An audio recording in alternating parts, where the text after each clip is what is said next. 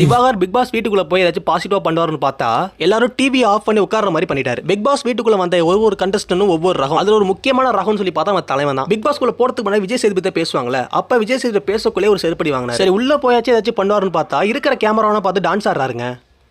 அவனை சொல்லி நிறுத்துங்களேன்டா, அவன் நிறுத்துற அந்த லூசுக்கு மட்டும் வந்துட்டே இருக்கான் வர நிறுத்துற அவனை பைத்தியக்காரப்ப. உள்ள போயிட்டு திறமையை வெளிக்காட்டுறன்னு பேர்ல இருக்கிற கண்டஸ்டன்ட்ஸ் எல்லார்ட்டையுமே அவமானப்படுறாங்க.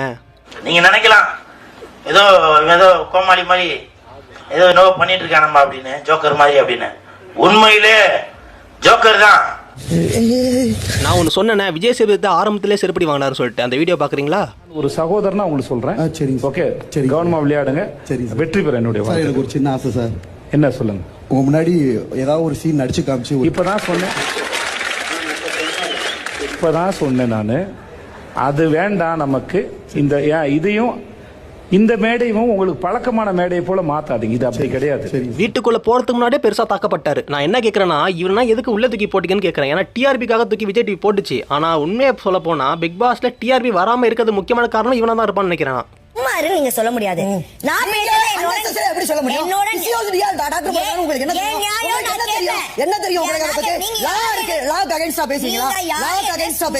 என்ன ப்ராப்ளம்னா வந்து பிசியோதெரபி பத்தி பேசியிருப்பாங்க.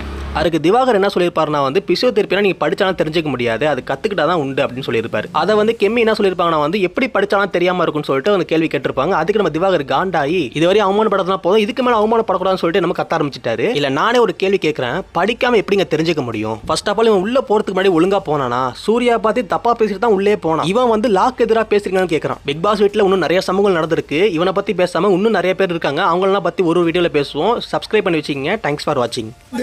கூகுள்ல சர்ச் பண்ணி உங்க ஃபீவர் பத்தி படிப்பாங்களா? அப்ப 5 இயர்ஸ் கோர்ஸ் படிச்சவங்க மத்தவங்க எல்லாம் unnecessary talkings பாது.